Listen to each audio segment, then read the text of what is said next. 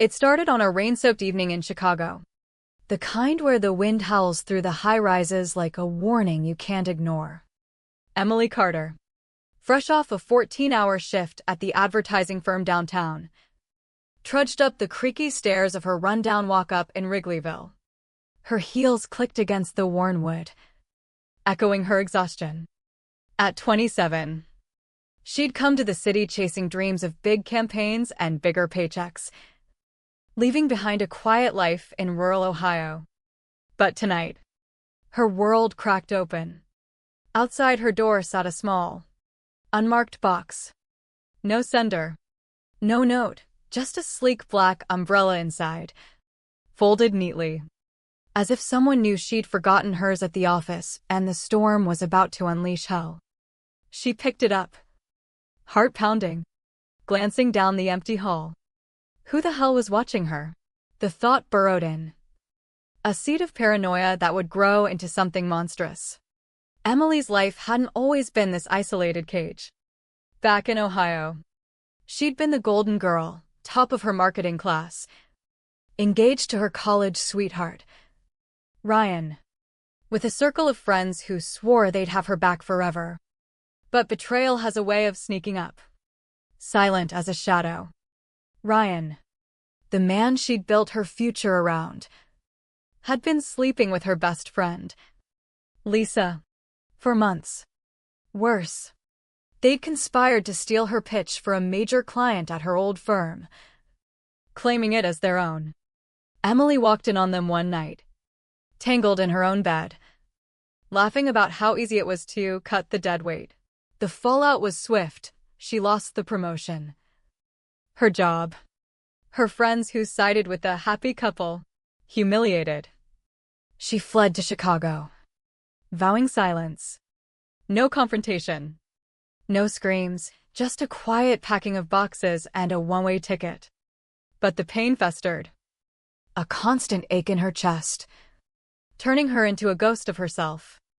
She buried it deep, focusing on rebuilding, long hours at the new agency, microwave dinners, and Netflix binges to drown out the nights.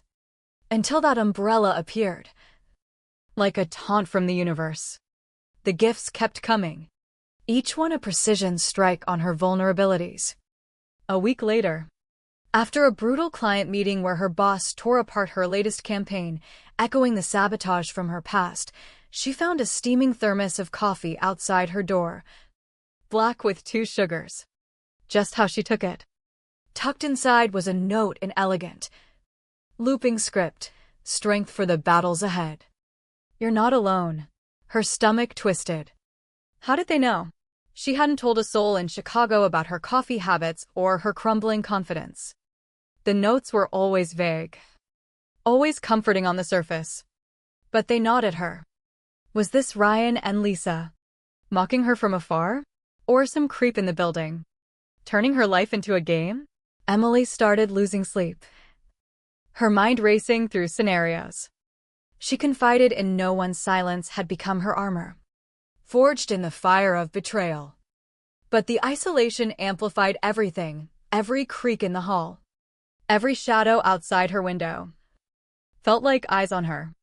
As winter gripped the city, the gifts escalated, mirroring her deepening despair. On a day when memories of Ryan's deceit hit hard, his anniversary text popping up unblocked, gloating about their new life, she discovered a bouquet of white lilies, her mother's favorite, the one she'd mentioned only in passing to a coworker. The note read, "For the wounds that time can't heal, justice comes in quiet ways." Justice? The word ignited something primal in her. All those months of swallowing her rage, pretending she was over it, suddenly felt like a lie. She paced her tiny studio, walls closing in, replaying the betrayal, Ryan's smug grin, Lisa's fake apologies. They had ruined her, and she'd done nothing. The anonymous giver seemed to know her pain intimately, as if they'd lived it too. Obsession took root. Emily varied her routine, leaving early, coming home late, even skipping work to stake out the hall. But the gifts appeared like clockwork. Always when she was gone. Always hitting her where it hurt most, reminders that she was seen. Vulnerable. Exposed. Paranoia turned to fury. Who was this phantom? Toying with her like this? She confronted her doorman. A gruff guy named Mike. Demanding if he'd seen anyone lurking. Lady. This building's full of weirdos. But no one's dropping packages on my watch, he grumbled. She quizzed coworkers. But their pitying looks only fueled her isolation. Then, one frigid night after pulling an all-nighter on a pitch that bombed, she found a leather-bound journal waiting. The note, write your truths. Revenge starts with remembering. Revenge. The word echoed. Unlocking the dam. Tears streamed as she scrawled pages of rage, the lies. The theft. The way Ryan and Lisa had paraded their victory on social media. Tagging mutual friends who'd ghosted her.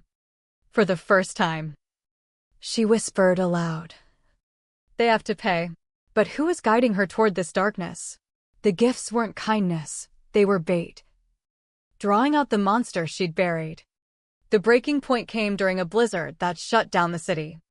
Emily had just gotten a promotion email, bittersweet. A reminder of what she'd lost before, when she heard a soft click from across the hall. Heart slamming.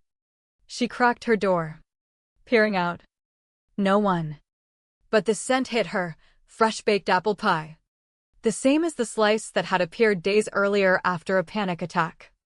It wafted from under the door opposite hers. Apartment 4B. Home to the reclusive old man she'd nodded to in passing, tall. Silver-haired. Always in faded sweaters. Moving like a man haunted by ghosts.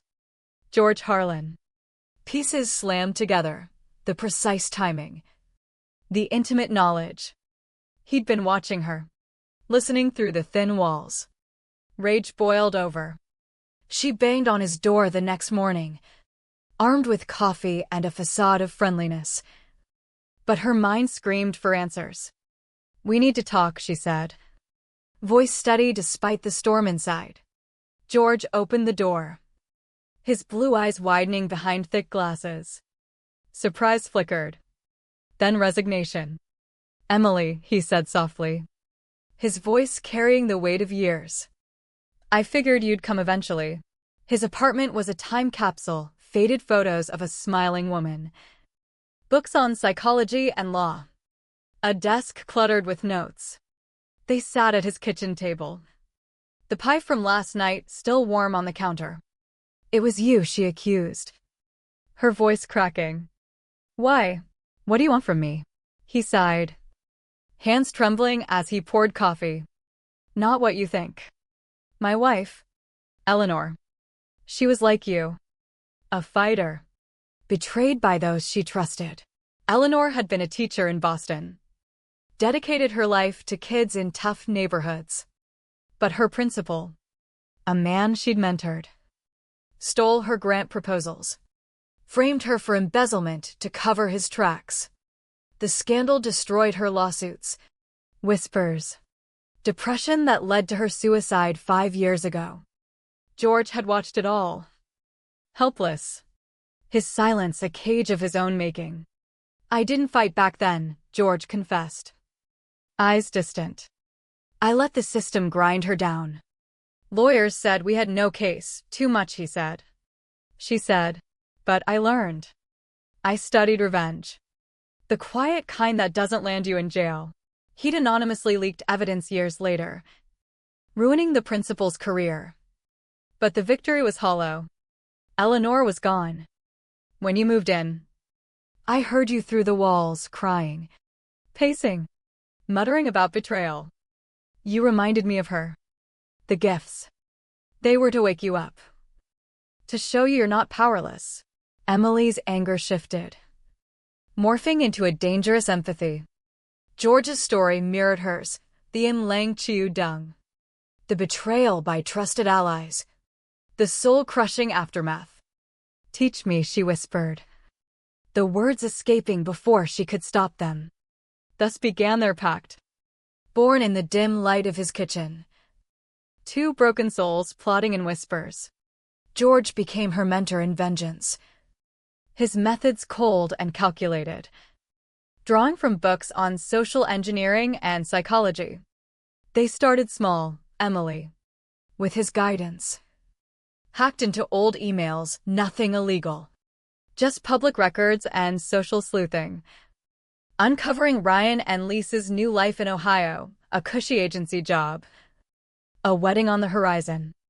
George taught her to plant seeds of doubt, an anonymous tip to their boss about plagiarized work. Mirroring what they'd done to her. Emily sent it from a burner account. Heart racing as she hit send. The rush was intoxicating. The first crack in her silence. But drama escalated. Ryan lost a client. Lisa's social circle frayed with rumors. Emily watched from afar, scrolling their profiles late at night. A twisted satisfaction blooming. Yet, doubts crept in. Is this me? She wondered, staring at her reflection. Eyes hollow from sleepless nights. The tension built. A slow burn toward explosion. George pushed harder. Sharing his own regrets. I waited too long. Don't make my mistake. They planned the big strike, a fabricated whistleblower report to the state board, accusing Ryan of ethics violations based on half-truths from their past. Emily hesitated, the weight of her choices pressing down. But the betrayal's scar throbbed, Ryan's laughter. Lisa's betrayal. She sent it. Chaos erupted. Ryan was fired. Their wedding imploded amid scandals. Emily felt the high justice. Finally. But the cost revealed itself in shards. Friends from Ohio reached out. Horrified, what happened to you? Her Chicago boss caught wind of her unprofessional online activity, demoting her. Worse. George confessed a twist. He'd chosen her not just for similarity, but because Ryan's firm had ties to the principal who'd destroyed Eleanor.